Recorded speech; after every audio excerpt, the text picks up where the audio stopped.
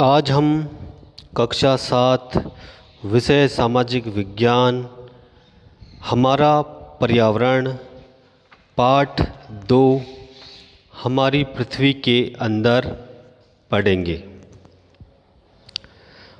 हमारी पृथ्वी एक गतिशील ग्रह है। इसके अंदर एवं बाहर निरंतर परिवर्तन होता रहता है। क्या आपने कभी सोचा है कि पृथ्वी के आंतरिक भाग में क्या है? पृथ्वी किन पदार्थों से बनी हुई है, इसका अध्ययन हम इस पाठ में करेंगे।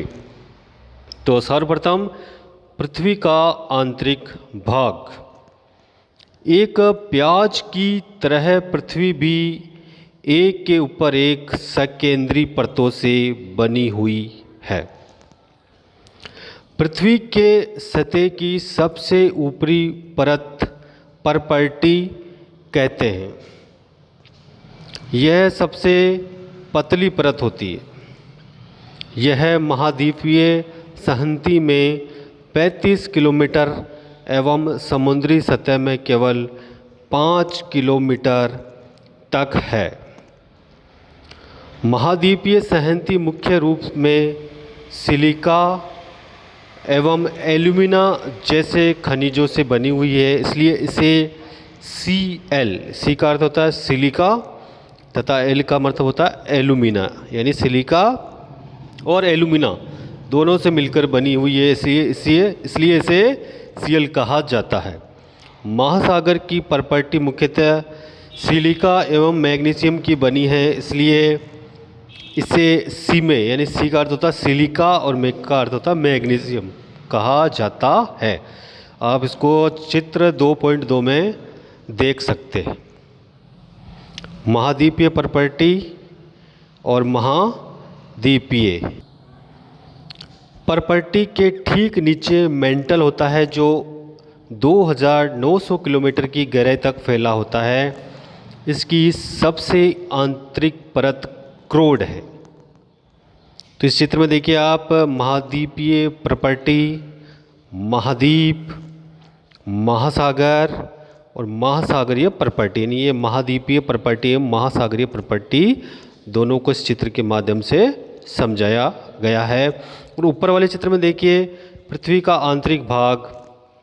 सबसे ऊपर है प्रॉपर्टी, मध्य में स्थलमंडल और उसके नीचे है मेंटल के नीचे देखिए क्रोड मेंटल, फिर सीमा, फिर बाह्य क्रोड और इसके बाद है आंतरिक क्रोड। क्या आप जानते हैं विश्व की सबसे गहरी खान दक्षिण अफ्रीका में स्थित है और इसकी गहराई लगभग 4 किलोमीटर है। तेल की खोज में इंजीनियर 6 किलोमीटर गहराई तक खोज चुके हैं। पृथ्वी के केंद्र तक पहुंचने के लिए, जो बिल्कुल असंभव है, आपको समुद्र की सतह पर 6000 किलोमीटर गहराई तक खोदना होगा, जिसकी त्रिज्या लगभग 3500 किलोमीटर है। यह मुख्यतः निकल एवं लोहे की बनी होती है तथा इसे नीफे का अर्थ होता है निकिल तथा फेरस कहते हैं। केंद्रीय क्रोड का तापमान एवं दाब काफ़ी उच्च होता है। अब पढ़ेंगे हम सेल एवं खनिज। सेल का अर्थ होता है चट्टाने और खनिज यानी उनके अंदर जो निकलने वाले पदार्थ हैं उनको बोलते हैं खनिज। पृथ्वी की प्रॉपर्टी अनेक प्रकार के सेलों से बनी है। पृथ्वी की प्रॉपर्टी बनाने वाले खनिज पदार्थ के किसी भी प्राकृतिक पिंड को सेल कहते हैं। सेल विभिन्न रंग, आकार एवं गठन की हो सकती है। मुख्य रूप से सेल 3 प्रकार की होती है। आग्नेय, इग्नियस भी कहा जाता है इसको, अवसादी, सेडिमेंट्री सेल भी कहा जाता है, और तीसरी होती है कायांतरित, यानी चट्टानें 3 प्रकार की होती है, मुख्य, आग्नेय, अवसादी और कायांतरित। द्रवित मैग्मा ठंडा होकर ठोस हो जाता है। इस प्रकार बने सेल को आग्नेय सेल कहते हैं। इन्हें प्राथमिक सेल भी कहते हैं। आग्नेय सेल 2 प्रकार की होती है, अंतर्भेदी सेल एवं बहिर्भेदी सेल। क्या आप ज्वालामुखी से निकलने वाले लावा की कल्पना कर सकते हैं? वास्तव में आग की तरह लाल द्रवित मैग्मा ही लावा है, जो पृथ्वी के आंतरिक भाग से निकलकर सतह पर आता है। जब द्रवित लावा पृथ्वी की सतह पर आता है तो ये तेज़ी से ठंडा होकर ठोस बन जाता है। प्रॉपर्टी इस प्रकार से बने सेल को बहिर्भेदी आग्नेय सेल कहते हैं। इनकी संरचना बहुत महीन दोनों वाली होती है। उदाहरण के लिए बेसाल्ट, दक्कन पठार बेसाल्ट सेलों से ही बना है। द्रवित मैग्मा कभी कभी भू प्रॉपर्टी के अंदर गहराई में ही ठंडा हो जाता है। इस प्रकार बने ठोस सेलों को अंतर्भेदी आग्नेय सेल कहते हैं। धीरे धीरे ठंडा होने के कारण ये बड़े दानों का रूप ले लेते हैं। ग्रेनाइट ऐसे ही सेल का एक उदाहरण है। लेई मसालों तथा दानों का चूर्ण बनाने के लिए जिन अपघर्षण पत्थरों का उपयोग होता है वे ग्रेनाइट के बने होते हैं। सेल लुढ़क कर, चटक कर तथा एक दूसरे से टकराकर छोटे छोटे टुकड़ों में टूट जाती है। इन छोटे कणों को क्या कहा जाता है? अवसाद, यानी जो चट्टानों के जो टुकड़े होते हैं छोटे छोटे, उनको अवसाद कहा जाता है।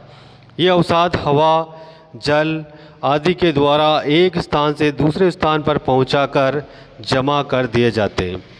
ये अदृढ़ अवसाद दबकर एवं कठोर होकर सेल की परत बनाते हैं। इस प्रकार की सेलों को अवसादी सेल कहा जाता है। उदाहरण के लिए बलुआ पत्थर रेत के दानों से बनता है। इन सेलों में पौधों, जानवरों एवं अन्य सूक्ष्म जीवाणुओं जो कभी इन सेलों पर रहे हैं के जीवाश्म भी हो सकते हैं। आग्नेय एवं अवसादी सेल उच्च ताप एवं दाब के कारण कायांतरित सेलों में परिवर्तित हो सकती है। उदाहरण के लिए चिकनी मिट्टी स्लेट में एवं चूना पत्थर संगमरमर में परिवर्तित हो जाता है। अब शब्द की उत्पत्ति देखिए। इग्नियस ये लैटिन शब्द है। इग्निस जिसका अर्थ होता है अग्नि। सेडिमेंट्री लैटिन शब्द है और जिसका अर्थ होता है स्थिर। ग्रीक शब्द मेटामॉर्फिक ये ग्रीक शब्द है जिसका अर्थ होता है रूप परिवर्तन। यानी इग्नियस जो एक अग्नि के समान है, सेडिमेंट्री बिल्कुल स्थिर है और मेटामॉर्फिक यानी उसमें रूप परिवर्तन हो सकता है।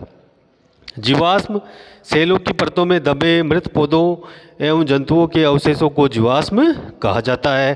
कायांतरित सेल में परिवर्तित अवसादी सेल, जो अवसादी सेल है वो कायांतरित सेल में परिवर्तन हो सकती है।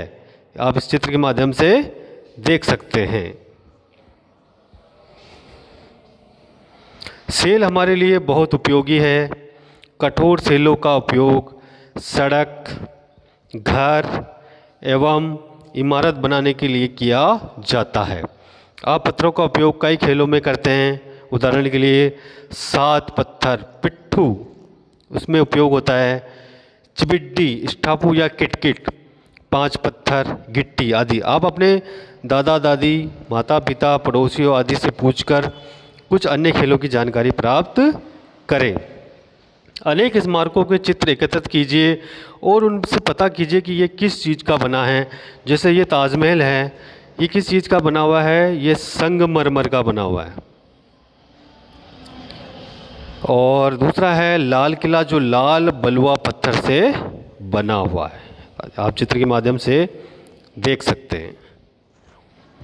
आपको जानकर आश्चर्य होगा कि किन्हीं निश्चित दशाओं में एक प्रकार की सेल चक्रीय तरीके से एक दूसरे में परिवर्तित हो जाते।